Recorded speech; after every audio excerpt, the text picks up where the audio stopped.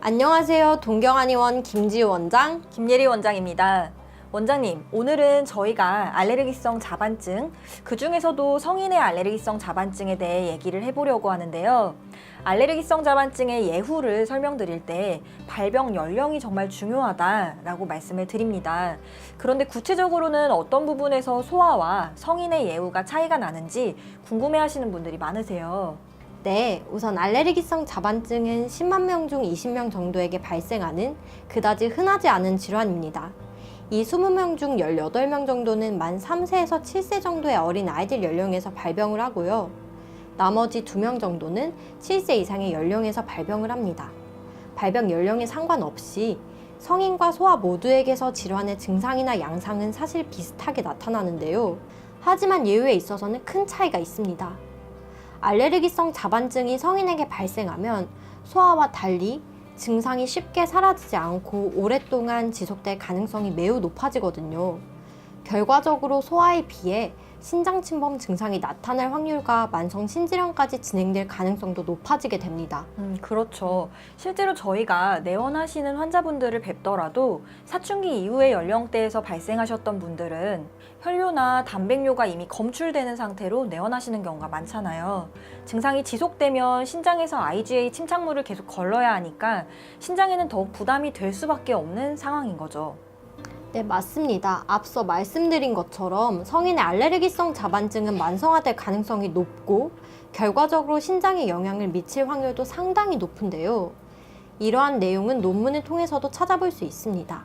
현재 화면으로 나오는 논문을 보시면 알레르기성 자반증과 이로 인한 신장 침범이 모두 소아보다 성인에서 불리한 예후를 나타낸다고 얘기하고 있음을 알 수 있죠. 그렇군요. 원장님, 언급해주신 논문에서 또 다른 구체적인 어떤 내용을 다루고 있나요? 이 논문은 미국 신장학회지에 실린 논문으로 15세 이상의 알레르기성 자반증으로 인한 신장 침범 환자 250명에 대한 후향적 연구입니다.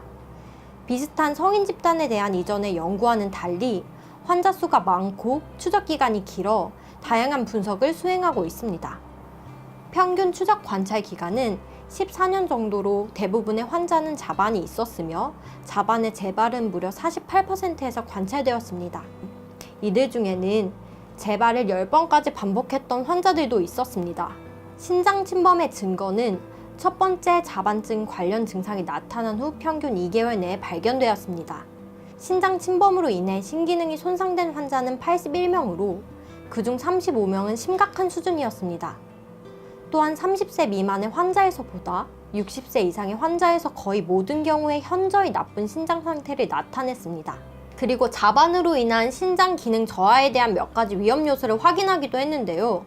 분석 결과 신장 기능 저하의 예후 인자로 나이, 혈뇨, 초기 신부전, 단백뇨가 24시간 기준으로 1g 이상인 경우를 산정할 수 있었습니다. 네, 내용을 종합하자면 알레르기성 자반증과 이로 인한 신장 침범 모두 소아보다 성인에서 불량한 예후를 나타낸다고 볼 수가 있겠네요. 맞습니다. 논문을 통해서도 확인할 수 있듯이 알레르기성 자반증의 예후에서 발병 연령은 매우 중요한 부분입니다. 일반적으로 소아보다 성인에서 예후가 좋지 않고 성인 중에서도 나이가 많을수록 예후가 더 좋지 않았습니다. 또 재발 횟수가 잦아 알레르기성 자반증이 장기간 이어지거나 증상이 심하게 나타나는 상황에도 좋은 예후를 기대하기는 힘든데요. 성인은 이러한 상황이 나타나는 경우가 많아 복합적으로 문제가 됩니다.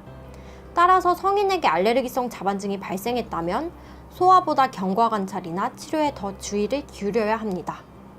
원장님, 그렇다면 성인에게 알레르기성 자반증이 발생했을 때 소아보다 더 주의를 기울여 경과를 보시거나 치료를 진행하시는 부분이 있으실까요? 네, 있습니다. 성인 알레르기성 자반증 환자 중 80에서 90%는 스트레스 이후 발병하는 경우가 많습니다.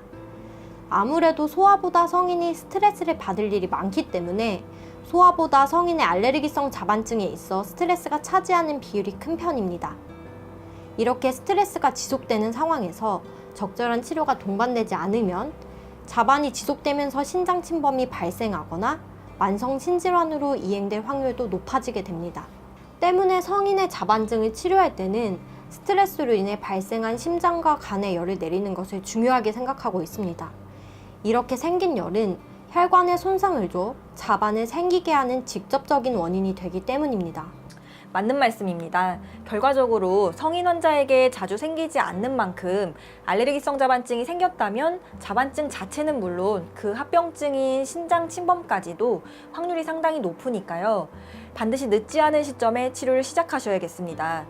오늘 이렇게 김지우 원장님과 함께 성인 알레르기성 자반증에 대해 얘기를 좀 나눠봤는데요.